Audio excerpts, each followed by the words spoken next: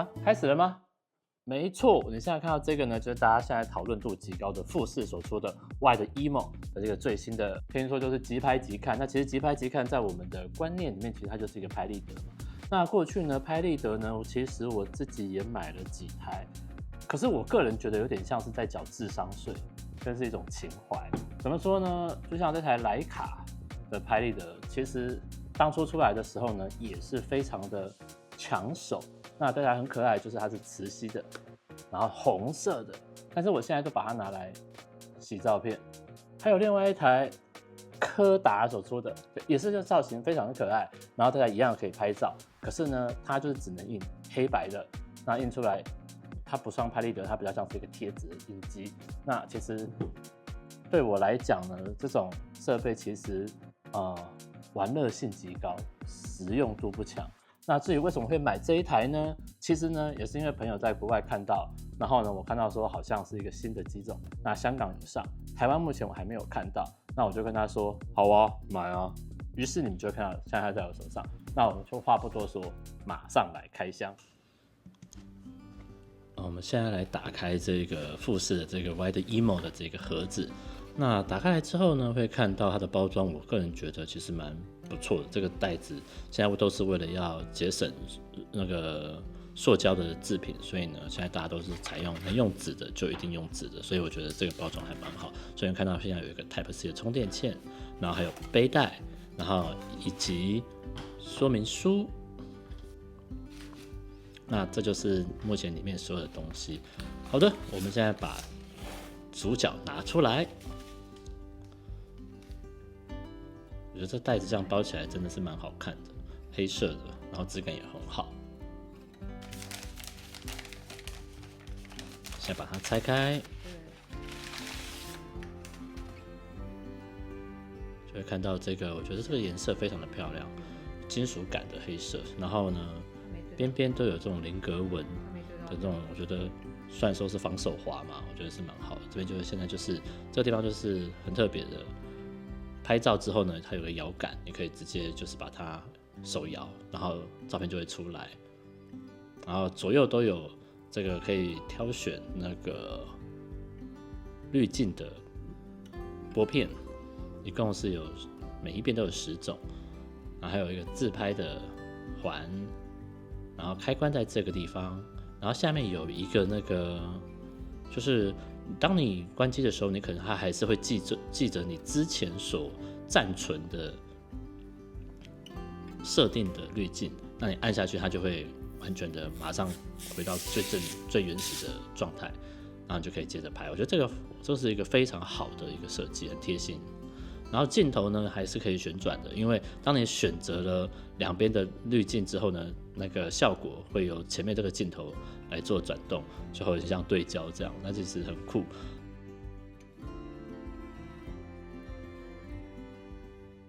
这台美美的呢，这台 Emo 呢，其实呢，我刚刚终于把它充电了。那在泰国买的时候呢，非常的酷，它居然还送 SD 卡虽然32G， 但是我相信其实应该是蛮够用的。我觉得它不晓得是否也可以真的就是当一台旅拍的相机，然后带着到处走。然后呢，它是用 Type C 来充电，那就要从这个地方去装底片。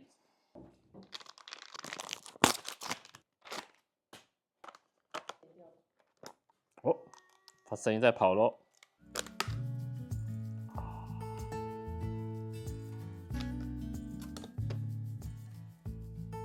它这个天庭盖是怎么一回事？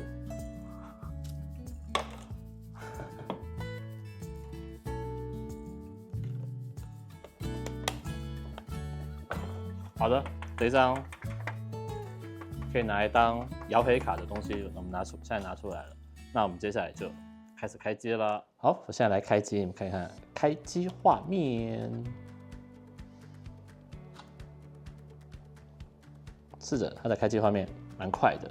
然后呢，我们现在呢就开始，我是拿一个可乐来做。那它的右边的拨片呢，其实你可以看到它是有温暖的选项，蓝天，然后浅绿，有不同的这种滤镜。那它一共有10种滤镜。然后呢，再加上说另外它的左边，另外左边呢一样有另外种模式的这种滤镜可以去套，所以它10×10就是100，所以它官方说还有100种的玩法你可以去运作。然后这台我觉得很特别的一点就是，为什么我说它可以，就是你就带一台出去拍照写生，因为呢它有广角，因为它可以有广角，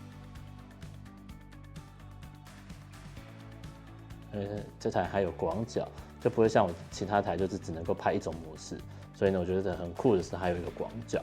然后呢更好玩是它底片模式，它底片模式可以有电影模式窄版的，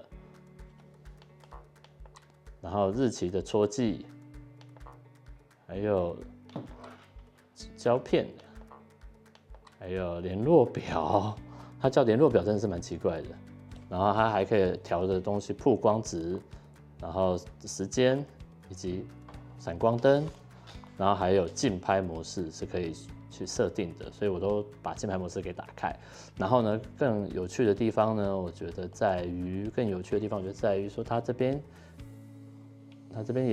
也有一个自拍的一个所使用的一个反光的镜，然后这个就是让你调整广角的开关，然后这个就是快门，而且它的快门很特别，微微的按的时候，它就可以焦距就可以拉好。我今天将它带出去一整天，然后在忙碌的上班的过程中，在路途上拍了一些照片，也试用了它。我觉得它真的其实就真的是像带一台相机一样出门。为什么呢？因为它来到了1600万画素，但是虽然说它有400多克，其实还蛮重的。那这台徕卡呢，我记得印象没错的话，它是只有490万画素，所以它拍出来的就是颗粒感，其实就是真的非常的复古。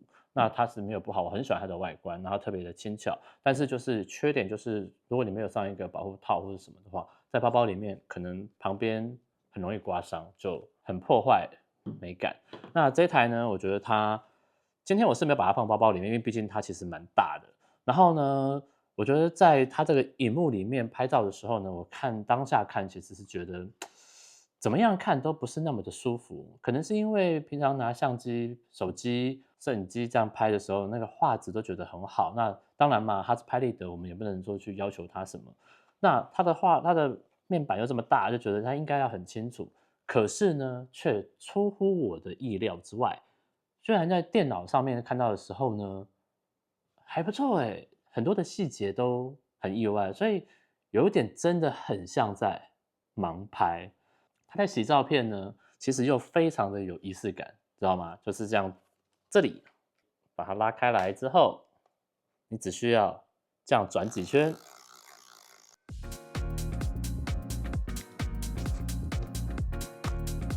就出来了。所以我今天将它带出去的时候呢，我觉得其实惊喜感是有的。那它真的是可以当做一台相机来拍摄，然后不会让你失望。回家在电脑上面看或在手机里面看的时候，其实会细节满满。像我用其他的相机拍，然后把它洗出来的画质，我觉得其实也是非常好。而且让我最惊呼的地方，其实是在它的 App 里面。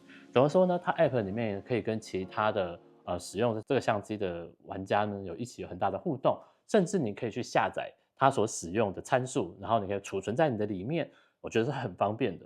如果你呢正觉得说不知道到底要买这台拍立得干什么，其实我觉得这台真的也是解决你的问题。其实它可以就当一台相机带出门，娱乐性很强。但是呢，其实拍立得也是可以来当艺术品来使用的。其实拍立得可以来当艺术品使用呢，怎么说呢？就是我觉得除了洗照片出来，我都会洗给说我的客户我的朋友，我们第一次出来吃饭，然后做一个纪念的时候呢，会洗给他。虽然说不是很贵重，但是呢，却是满满的回忆。那我就会把我所喜欢的画家，像这一位叫做范阳宗。Fan Yang and 90,000 start the bidding here for this at 90,000, 95. Last chance. Here it goes at 380. Sold at 380,000, 8301. 那他都是在野区一郎。有机会的话，我们可以再另外来介绍这位目前在台湾中生代艺术家来讲是非常有名的艺术家，而他的作品呢，至今呢要排队2-3年才买得到呢。而且在拍卖市场呢，范扬中呢也是一个非常有名的，大家可以持续去关注哦。那这个呢，是我将他的作品呢用拍立得的方式去把它列出来。这个背景呢，是我在致敬大卫霍克尼，因为大卫霍克尼呢，这位艺术家去年的时候，高雄美术馆有一个展叫《瞬间》，那里面呢就有来自大卫霍克尼的一幅画，就是站在泳池边的2个男人。那这幅画呢，也是当时所有的作品中拍卖金额最高的一幅画，它来到了将近要30亿台币。那其实我当下去看的时候呢，真的是非常的震惊，所以呢，我就在这个背板上面来致敬他，然后贴上了范扬中的这样子的一个拍立得的一个作品，就很荣幸能够让他在这个作品上面签个名。那这个作品呢，是我自己的个人小小收藏，它并不是要拿来卖的。那其实呢，在我还没有收藏到范扬中的作品之前呢，那这个就是弥补我这个小小遗憾的一个方式。那这也是我觉得拍立得也是可以来这样子做一个使用的方式。好的，那今天我们就到这里，拜拜。